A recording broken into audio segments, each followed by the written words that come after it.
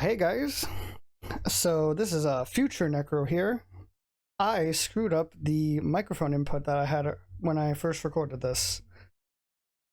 Have you forgotten already? This forest has a mind of its own. If you get lost, you could always try remembering where you've been. Pressing the escape key or start button is a good place to start. So, I thought this could have been a controller game, and oh my god. I forgot that I screwed that up immediately.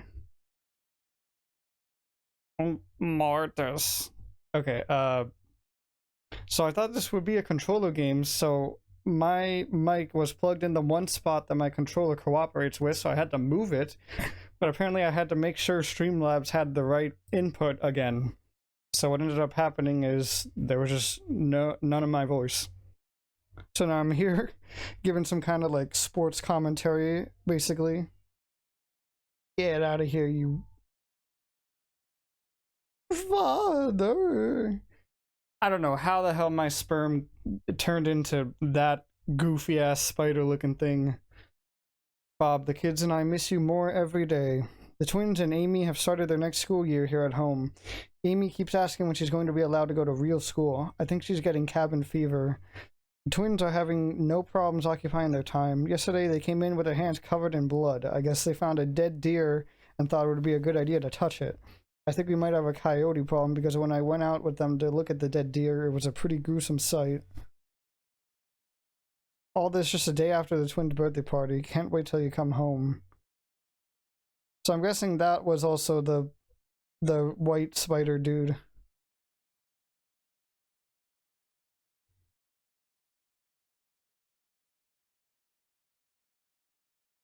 Okay, plenty of trees here. I'm not very good at filling the time with commentary.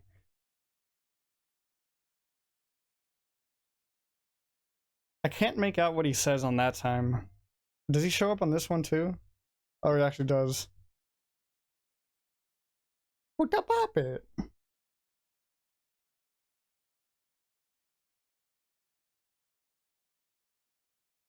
Yeah, it was probably that dude that screwed up that deer.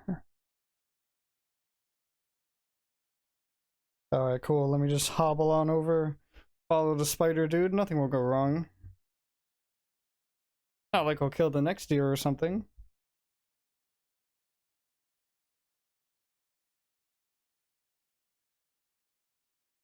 Very weird shape.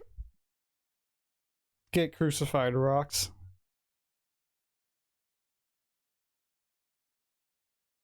Public lecture by Carl James Osborne, Connecticut's historical connections to witchcraft, Satanism, and the beast system. Wednesday, 8 p.m. Sounds like a fun time. You'll get back here, you dear bitch.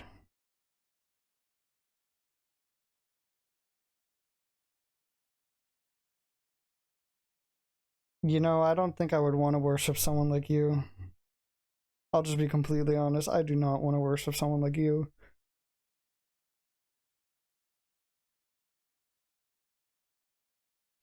Also, I think I heard his voice like fading away in the distance.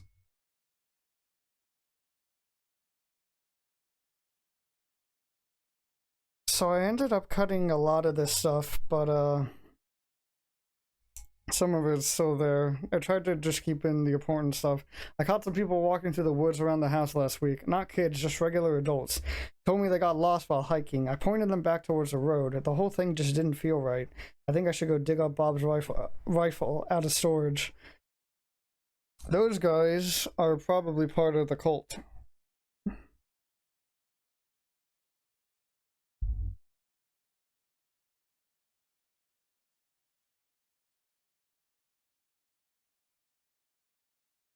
Another note. And like, what is this, a shed? The Martin's house lies about 100 yards off of Snake Meadow Hill Road. There is almost no driveway. Trees jut out in the middle of a gravel path that is mostly covered in grass. It was difficult to find the house, especially since it was already dark when we arrived. Father Allred seemed to know where he was going. He simply drove straight ahead until we arrived at the house.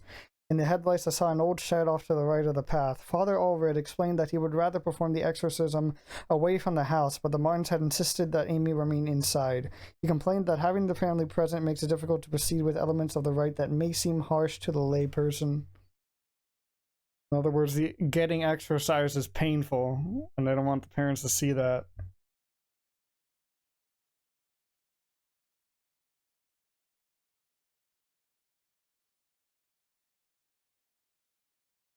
Alright, now let's take a peek inside. Very quiet all of a sudden. Oh, and don't worry, I saw that outside the window. Yeah. Fuck out of here. Now we make our way up. Oh god. I got scared and couldn't turn around. So, let's try again. Oh god. Father Garcia, you are hereby instructed to release Michael Davies from your care and return him to his home immediately. Mr. and Mrs. Davies have already been contacted by our office. A representative of the church is currently en route to their home their home to discuss compensation in return for their discretion. We will meet our representative there and accompany him back to Rome. Cardinal Gifford. Okay, well, any day now.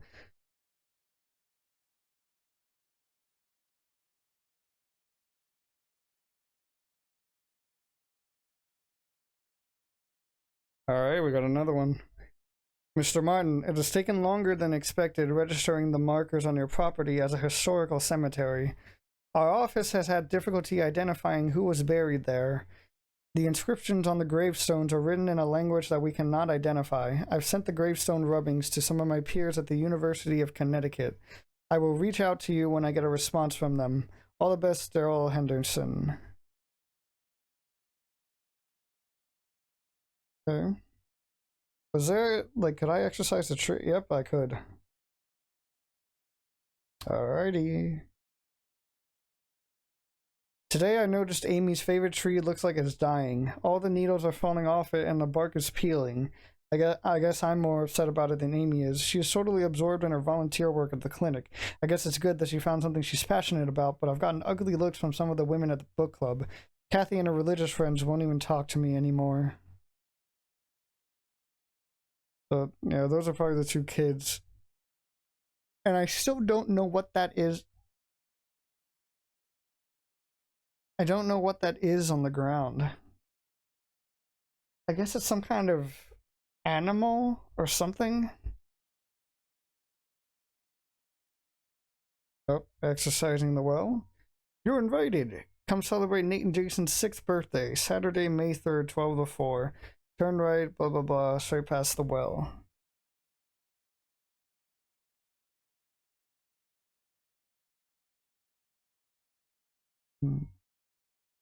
So those kids are like, I mean, I guess they're fake kids, like not actual people, but they do lead me to a house.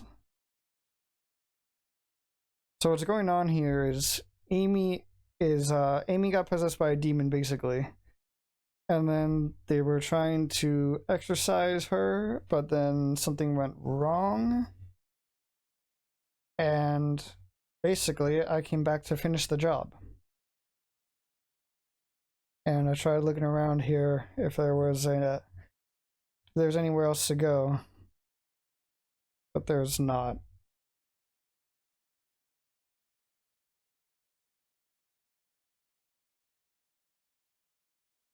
Okay, now we make our way into the house. Oh boy.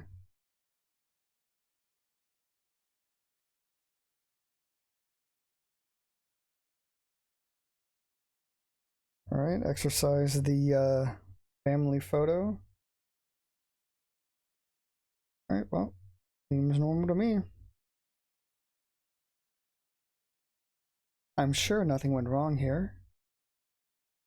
Let's go check out that other note. Mr. and Mrs. Martin greeted us at the front porch. Mr. Martin led us downstairs to the basement, explaining that Amy was down there in restraints. I felt for him. There was guilt and shame in his voice. Amy was in the very back of the attic in a chair, perfectly calm, staring at us. It's hard to describe the look on her face. It was not the kind of look a child gives you. Creepy stuff.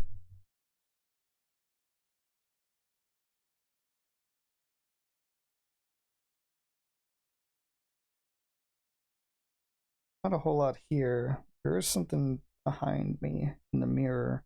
I don't know what it is though. Living room, nothing special here. There was one thing in here that I could exercise. There it is.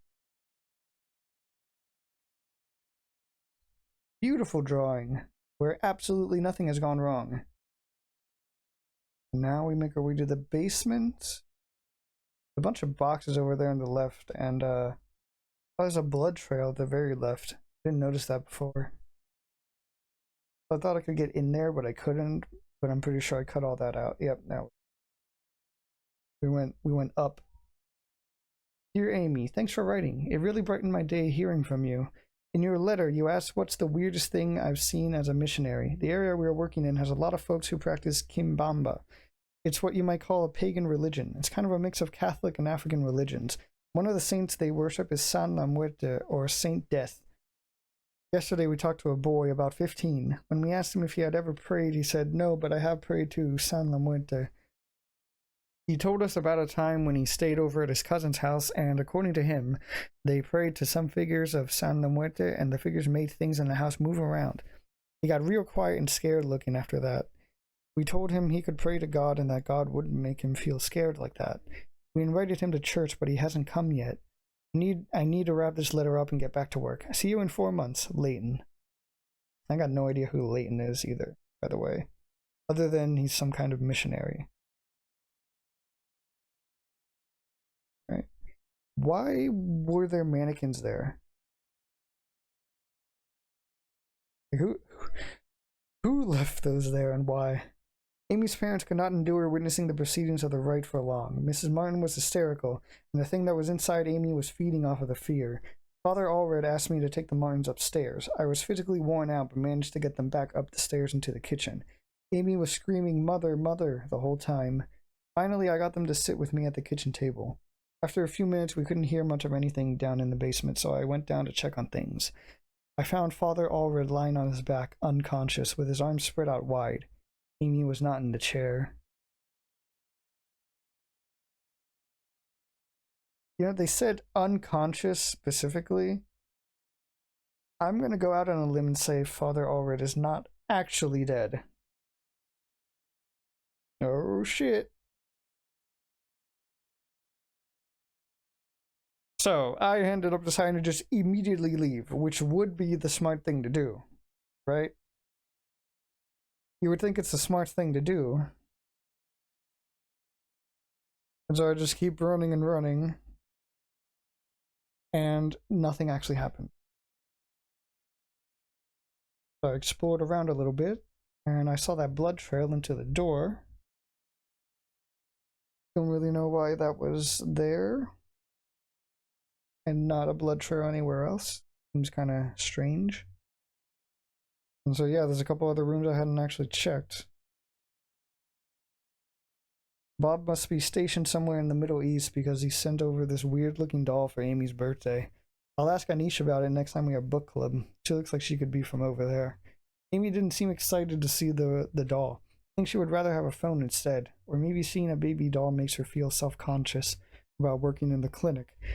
I guess I was the only one who thought to check in the attic. When I got up there, it was freezing cold. I found Amy standing in the back, looking straight at me like when I first met her downstairs. Oh, that's why there's a blood trail. Because that led to the attic. I spoke briefly, though it was frustrating to talk to her, or it. I experienced a bit of deception from the demon. During our conversation, he uttered my mother's first name and in other instances spoke perfect Latin. I called for help from the others, but nobody came. So I raised my crucifix and began the rite again. I think this is actually us that wrote that letter.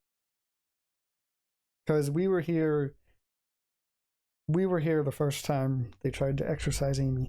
I don't feel safe in my own home anymore. I hear voices outside around the house at night.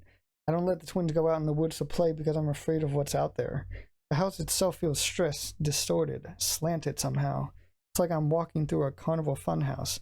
Amy's condition has only gotten worse. I can't stand to be around her, and I don't know why. She just doesn't seem like herself anymore. I want to take her to the doctor, but I can't leave the boys here. I find that the phone stopped working throughout the day, and now I can't seem to find my car keys. Thank God Bob comes home tomorrow. So this one probably came from Mrs. Martin. Okay, and then now the demon stuff starts up. I don't know why we ended up here.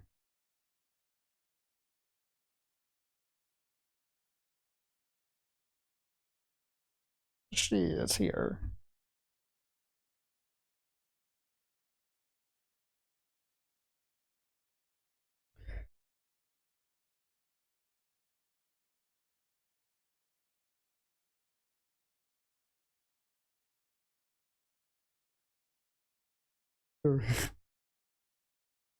It took a little time for me to figure out how this stuff worked.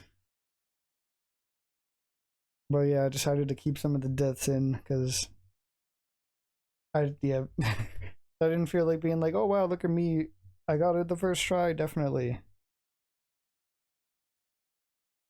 Do I get it this time? Kill me? Yeah, there we go. Alright, so I started to figure it out.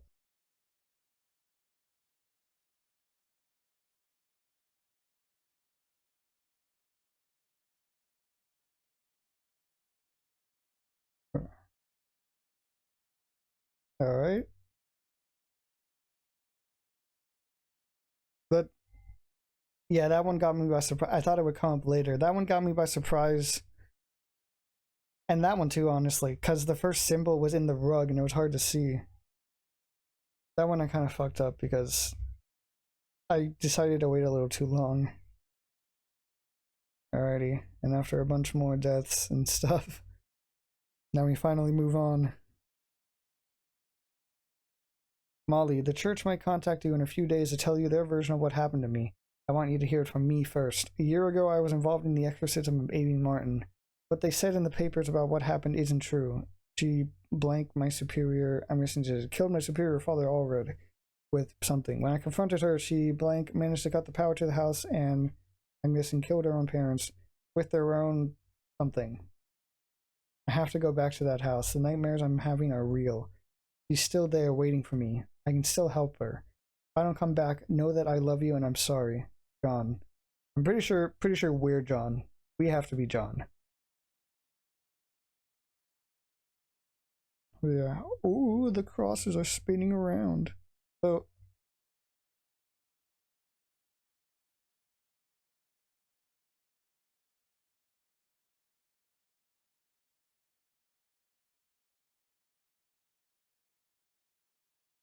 you hear that female voice in the back of that?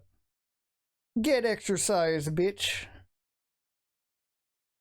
So the first exorcism was a year ago, and this guy John and Father Allred were there.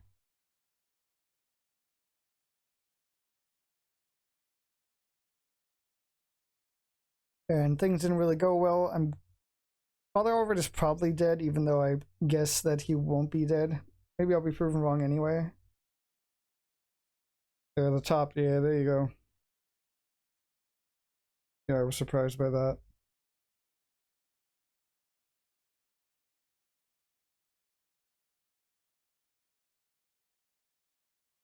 But yeah, first exorcism took place a week ago, or a year ago.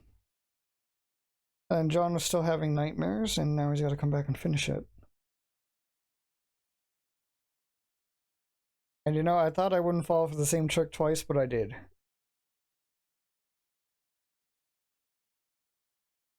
But you know what they say, third time's the charm.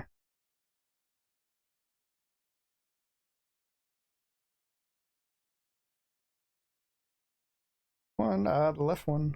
Ooh. So yeah, she'll still come at you regardless of how much you actually crucify her. It's the same amount of time before she starts whooshing.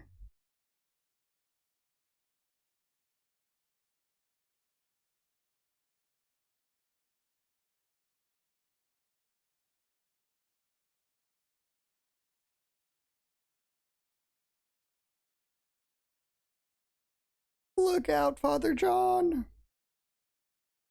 Oh no!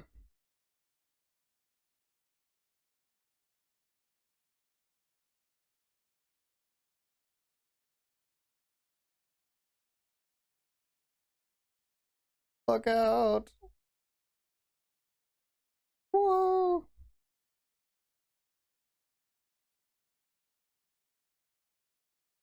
Take this. Get juked. Look out! Okay.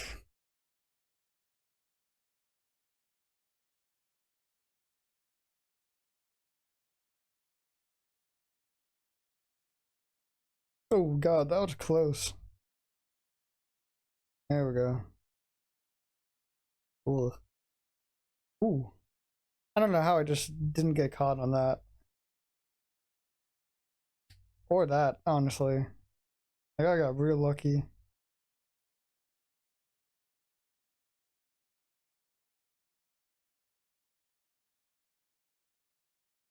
You also, like, have to be close enough to her. Yeah, like about that.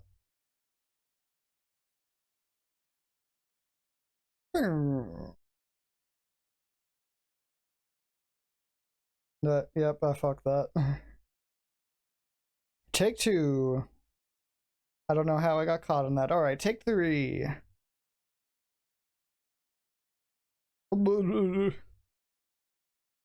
Alright.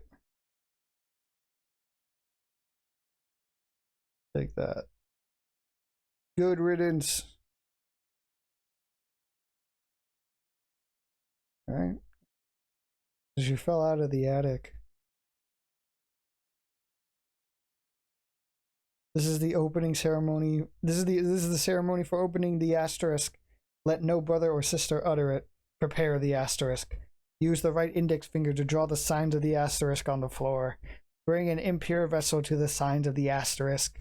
Let a brother or sister drink asterisk at each sign of the asterisk. Carve the face of the asterisk. The blood that fills the opening is the new asterisk. The 7 asterisks be taken from their mothers and lowered into the asterisk. Upon the offering of the 7th asterisk, the asterisk will emerge from the asterisk. This is the second death.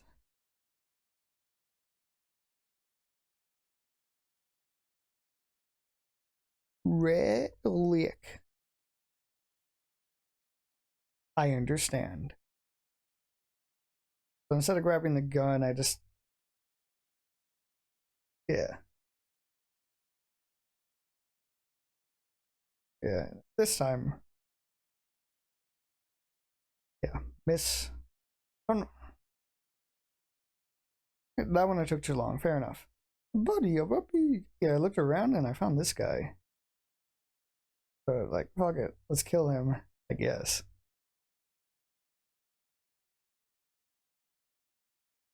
After a stressful exorcism, I need to release the tension.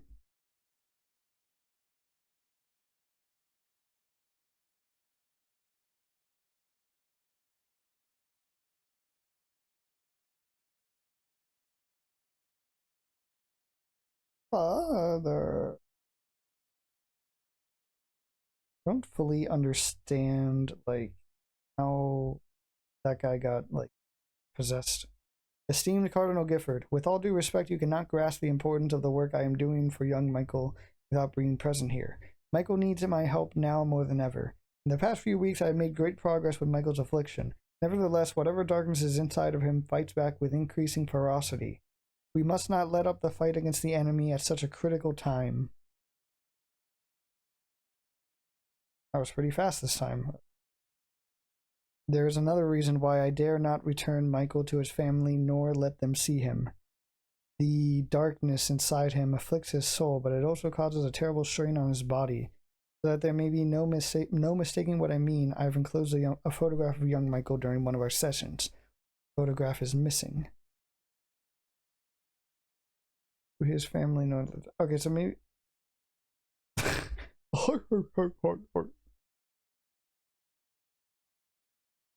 Yes, I found this deer eventually. Bang. Shoot a deer for no reason. Like father, like son, I guess. Kill a deer. All in a day's work.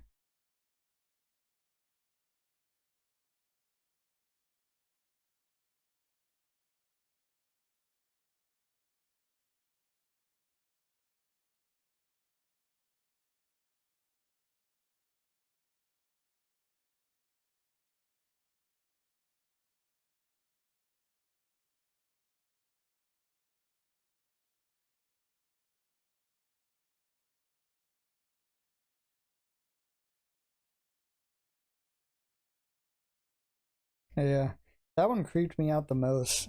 Like, is that an actual thing that animals will do? Or at least for deer? Because that one was unidentified body discovered near wrecked car. The site of a deadly car accident was discovered along a road near Sterling this morning, along with the body of a person who has not yet been identified. At 6 a.m. this morning, a resident called to report an accident along Snake Meadow Hill Road. The driver of a silver sedan had swerved off the road and struck a tree. A spokesman for the police commented that the body appeared to have been dragged several yards away from the car, deeper into the woods, after having been ejected from the front windshield. It was noted that the body had been mangled beyond recognition. Investigators suspect this was probably the work of coyotes. Police also noted that parts of a cleaned white-tailed deer were found in the trunk of the car. From a white-tailed deer, a hunter typically gets 75 pounds of meat. However, it appears the victim of the accident was only able to carry 25 pounds back to the car. That's really strange. So, like, who or what dragged him and mangled him? Is it the deer? I find it hard to believe it's the deer. Alright, and this time I follow him all the way left the whole time. I find her, and I'm like, can I walk into her?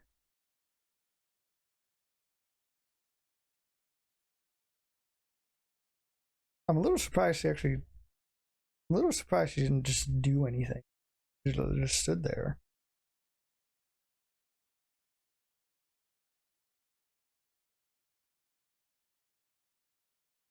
Also, I don't know how the police showed up so quickly, but at the same time, he's not doing his like prayer thing, so like maybe a lot of time actually went by before he got caught.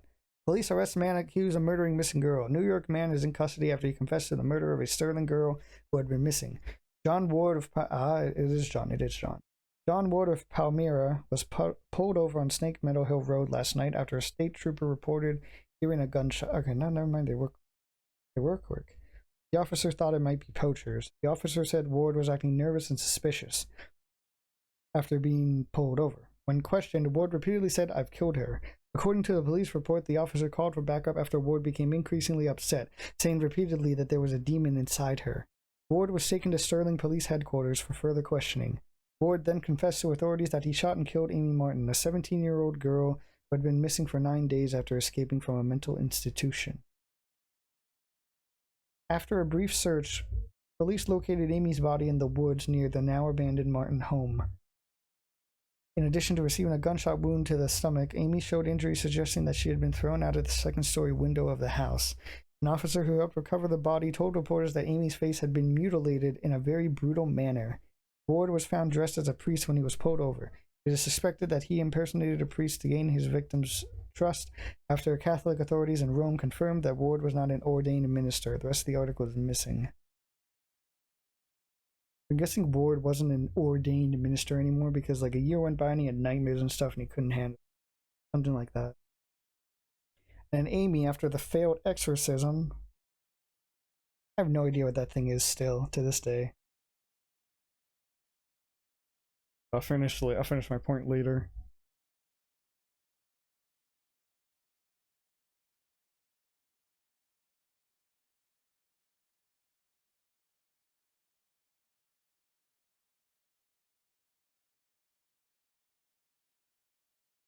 You should have just gone faster, honestly. After the fail, hello, Amy. I'm sorry to hear about your parents' decision. It is hard for people to trust what they don't understand. I know you're only 17, but you are clearly an adult and you are able to handle your life. Do not let your mom and dad stop you from following your dreams. If there is anything I can do to help you, just let me know. We are having a get-together at the clinic Saturday night, and I would love for you to stop by. We still consider you a part of the team, even if your mom and dad do not. Hope to see you there, Gary. So that's probably the cult. Maybe the cult is like the clinic, but in disguise. Something like that.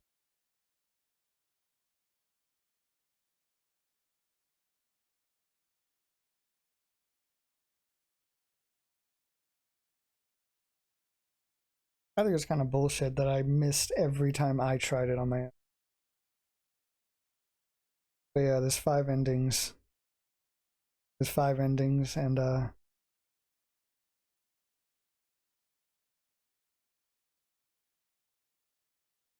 I kept going back because I was like, how the fuck did this guy do it? And I didn't, even though I tried 3 times.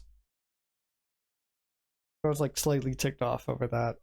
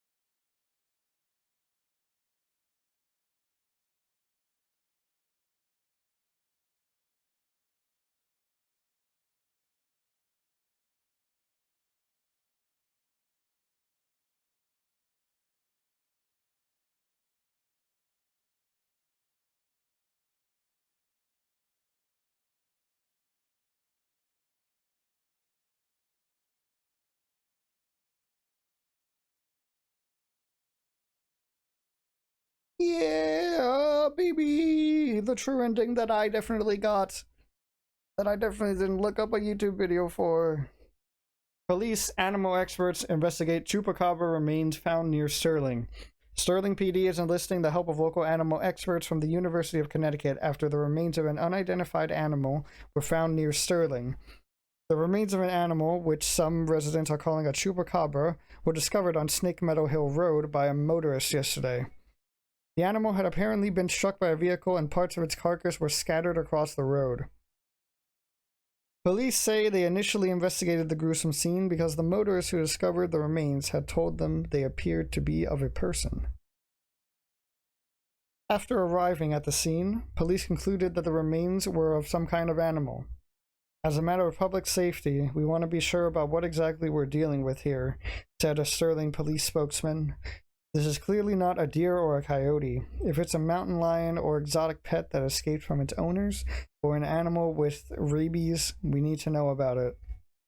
Animal experts attached to the investigation would not speculate about what kind of animal had been found, although they commented that the animal was hairless, anemic, and apparently suffered from the rickets, a vitamin D deficiency that appears in animal and children who have not received enough sunlight. So I'm guessing Michael became that thing and was a child. And also to finish that other point from before, after the failed exorcism of Amy Martin, she spent a year in an institution apparently, and then escaped, and went home. And then I guess at that point John was getting nightmares again, and he's like, I gotta go and finish it. So yeah, Father Allred, I mean, he said unconscious. Maybe he's. I don't really know. I don't know if he's gonna be alive or not. But I think in the next chapter we place somebody else, not John. So yeah.